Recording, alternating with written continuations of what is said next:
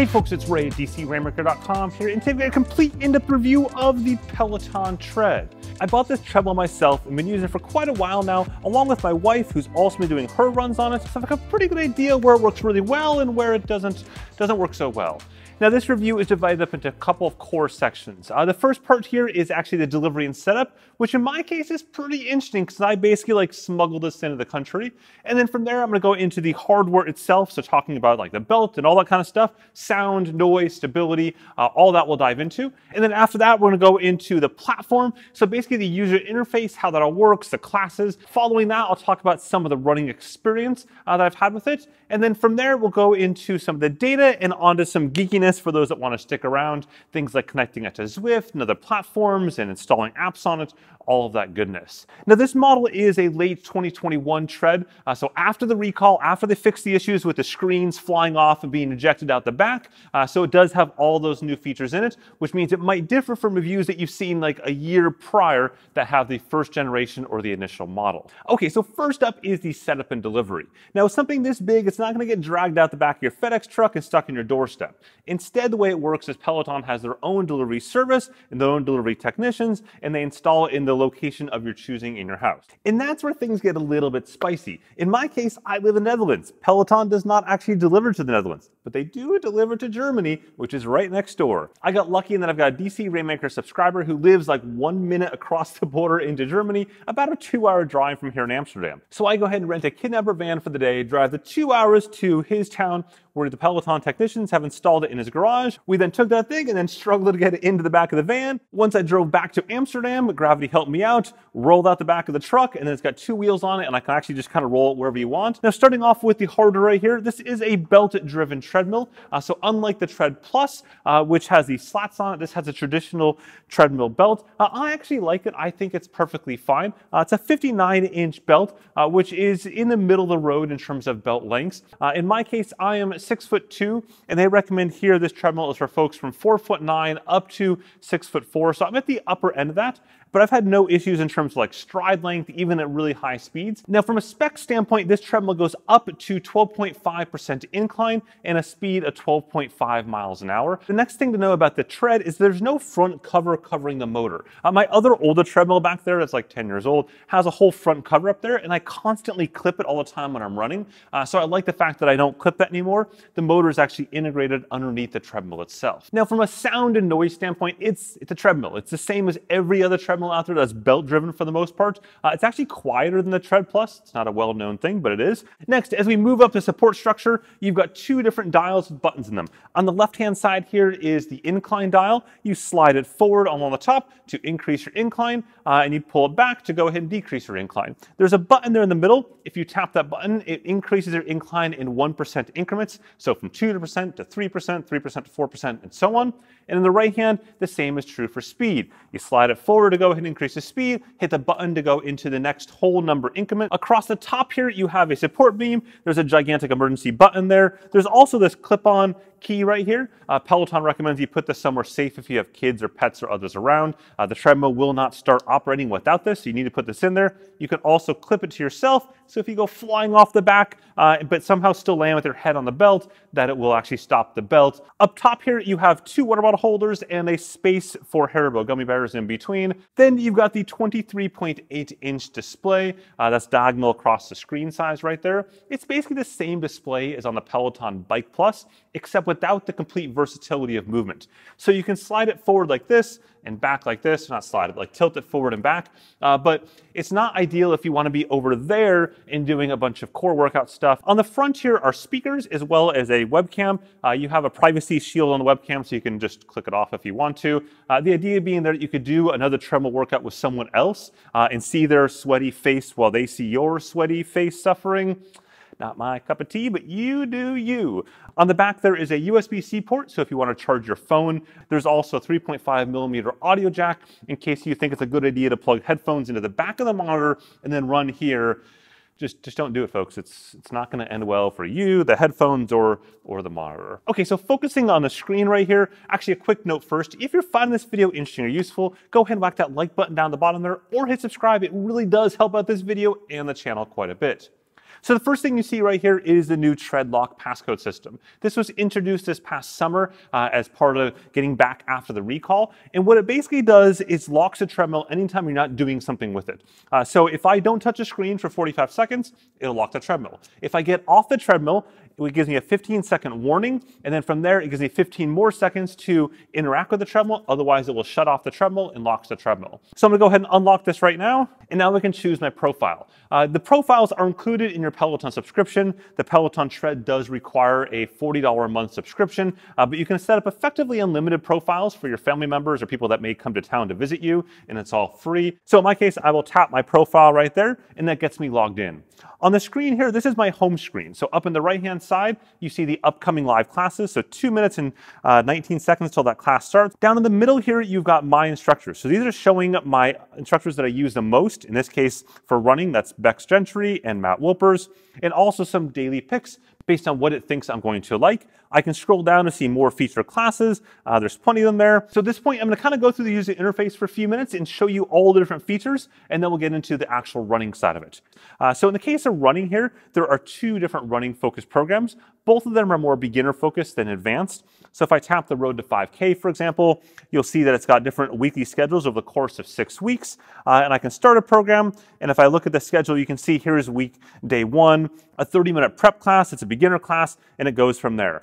These are not shot as like a very sequential thing. They're basically just taking a bunch of classes and kind of sticking them together and making this sort of grouping of stuff that they call program. And you can see there's other programs as well back here for strength or the new Peloton boxing ones or so on. We then get into classes. Now, in the classes here, they are displayed in reverse order from when the class was done live. I can filter further in the upper right-hand corner by choosing the length. So I can say, I just want 45-minute ones. I'm going to choose this instructors that I like the most, so Bex and Matt. And now we've got 144 classes that fit that description. And you can see little check marks on the ones that I've already completed. So I'm going to go here and look at this one from just yesterday. And when I do that, it shows me a preview. I can tap on this little preview button right there and it'll play a little section of the video. This is super useful when you're trying to figure out if you like an instructor's style or even a video style, to be able to tap that like this. I'm just going to drag it to somewhere in the middle, and there you go. You can go ahead and you can just kind of skip around and say, yeah, I'm down for this, or maybe I'm not. Below that is the music being played in that particular workout. And then below that, you've got the class plans. You see a 9-minute warm-up, and then the core running section, and then from there a cool down. And then further down the list, you've got your target speed and target incline. Some instructors will use the incline a lot in their workouts, and other ones will go ahead and use it just in different phases, like the warm-up phase of their workout. So going back here, up at the top, we've got the collections. This is where you have basically like 3 different core types of collections of workouts. There are essentially music-themed workouts. There are ones around a given theme, for example, Pride, and then there are ones around a given workout theme.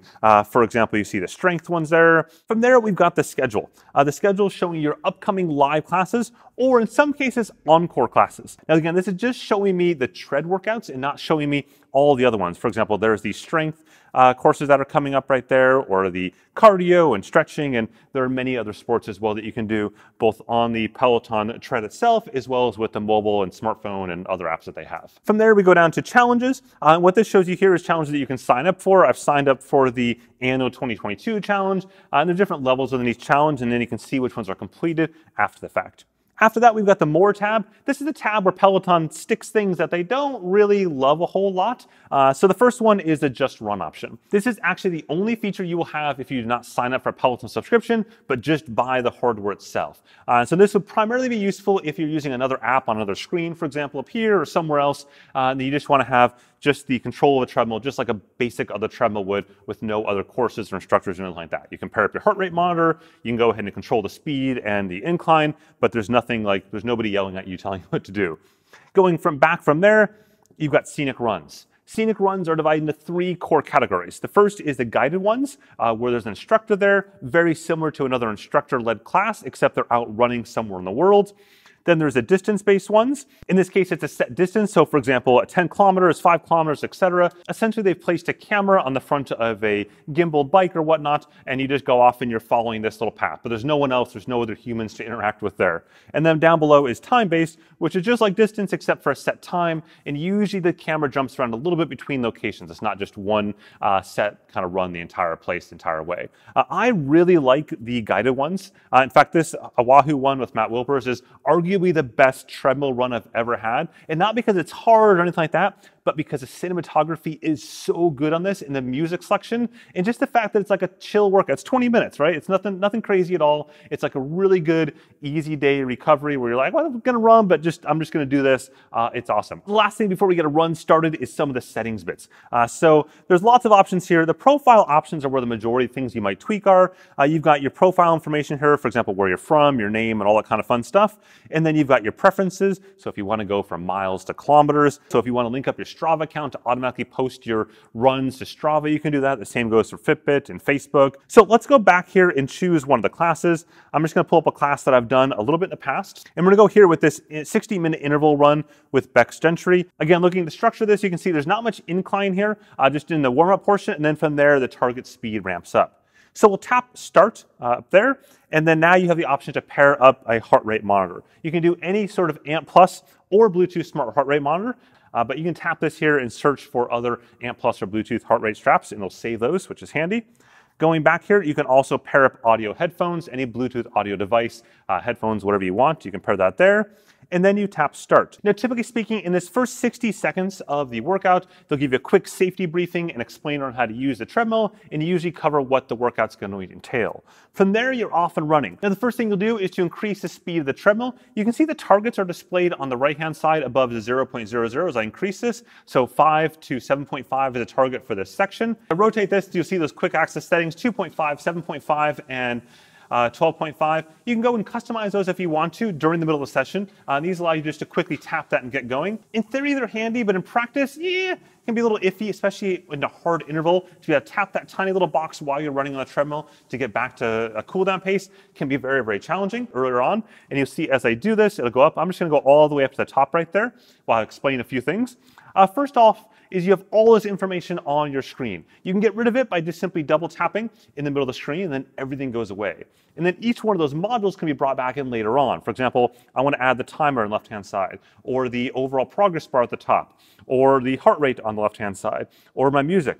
And then eventually you can add the leaderboard if you wanted to. And then finally, all the stats at the bottom are always an option. With the leaderboard, I can go and choose to display everyone that's ever taken this class, or just the people that are here right now. So in this case, just 2 of us. Usually there's more, but this is a bit of an older class. You're going to see more people on more recent classes, and then older classes, you have less people taking it live. So hide that out of the way for right now. And at the bottom, I have all my stats. So that 12.5% incline on the left-hand side, you'll see above it is that target range, and the same is true on the speed on the right-hand side. So 3 to 4 is the goal speed at the moment. And then you'll see your pace in the middle there. In my case, it's displayed in kilometers, minutes per kilometer, as well as the output. First up is I think the running feel in this is pretty good. I'm pretty happy with that. The stride length is fine for me. Sure, I could use maybe an extra inch or 2 off the back, but I've never had any problems going off the back or anything like that on this particular treadmill. The next thing would be whether or not it's fast enough for me. So 12.5 miles an hour is in the mid to upper end range of treadmills. Some of the higher end ones go up to 15 or 16 miles an hour. Most of the mid to lower end ones go to about 10 miles per hour. But for me, as primarily endurance athlete, 12.5 is plenty. But keep in mind, 12.5 is like a 4:30-ish or so mile. That's a really fast pace for a mile. So you're not going to be running that very long. The main complaint I would have around speed here is not the top end speed, but the responsiveness to speed. So there are some workouts that Peloton has that you're going to go very, very quickly back and forth between a very fast speed and then walking as recovery. So something like 30 seconds on, 30 seconds off. And in that case, if I'm setting my recovery speed here to say like 3 or so miles an hour, going from 3 miles an hour to 12 miles an hour, this thing takes forever, about 15 seconds. It's just way too slow. You're spending half your interval trying to get up to speed. Now, if I just set just slightly to go to like a jog recovery, so 6 miles an hour, then it ramps up very quickly up to 12. But if I look at the number of workouts that I do that has that sort of issue in it, talking a very small percentage, and I can usually kind of work around it nonetheless. Speaking of those higher speeds, a lot of people have asked, what about like the wobble from the screen? So here's some footage of me going 12.5 miles an hour on this, the top end speed of the treadmill. And it seems mostly fun. Yeah, there's a tiny bit of like movement on that, but that's on every treadmill. Whatever they've done post recall, I'm pretty happy with it. And again, because it is post-recall, I don't have to worry about this whole thing flying off. So that is also certainly positive. Now, before we get into some of the data metrics, a quick note on like Peloton instructors in general. Like any other instructor or any other coach in any sort of athletic endeavor, you will have your preferences of what you do and don't like.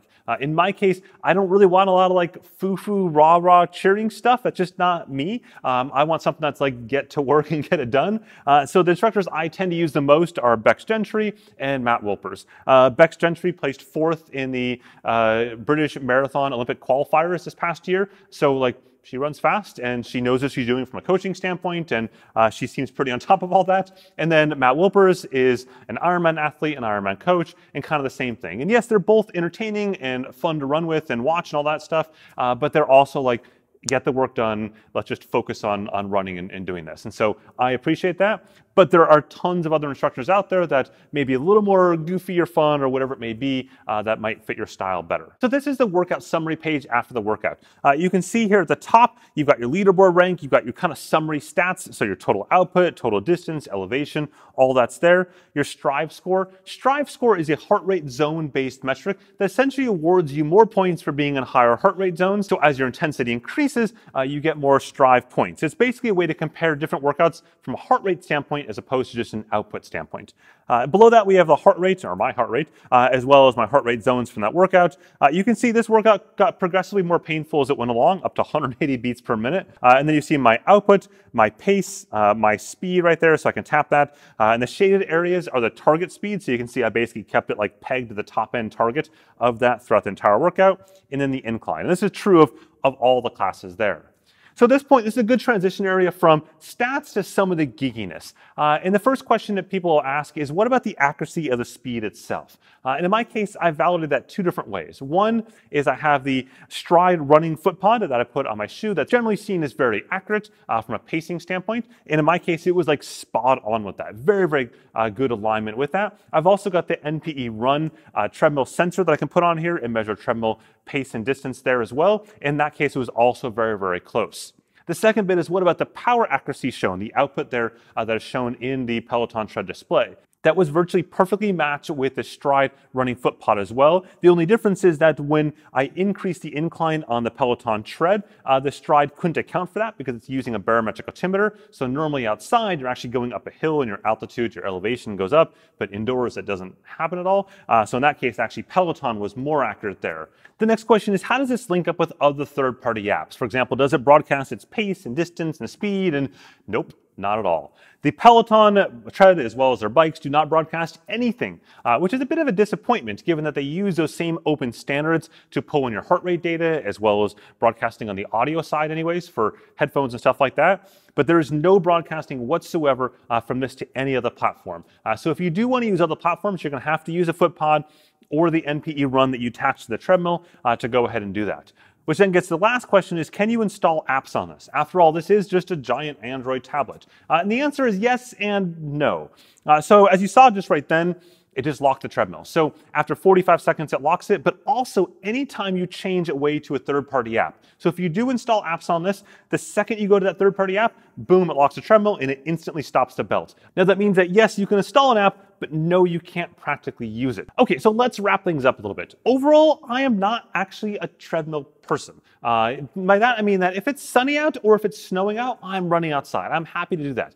But it's that middle ground just above the freezing point when it's raining out and like sideways winding out that I am like, come to me, treadmill, and let's get this done. Because I hate running in that kind of weather. And unfortunately for me, I live in a place in the world that has that kind of weather roughly like 6 months of the year. So I've actually really gotten into this. The workouts are great. I'm choosing structured workouts from people that know how to write structured workouts, and they're solid workouts. They're just as good of workouts as anything that most coaches would prescribe to you from the endurance sports community. The main difference though is that they're not having an entire continuity of structure over the course of an entire season. So these are just kind of like one-off workouts. That's something I think Peloton could really improve in having actual training plans that go ahead and get you to, for example, a half marathon or a marathon or whatever the case may be, with longer runs tossed into that. And there are long runs here. You can do, I think, 75-minute or 90-minute workouts runs in this, or you just simply stack multiple runs back to back, also an option. But overall, I'd recommend this treadmill as long as you're using the Peloton platform. Again, if you have no plans to use the Peloton platform, don't buy this treadmill. But if you like their classes and you use their classes for other things, then this is a perfectly good treadmill. It looks good, build quality is good, platform, all of that is on point. Hopefully you found this interesting. If so, go ahead and whack that like button at the bottom there, or hit subscribe for plenty more sports technology goodness. With that, have a good one.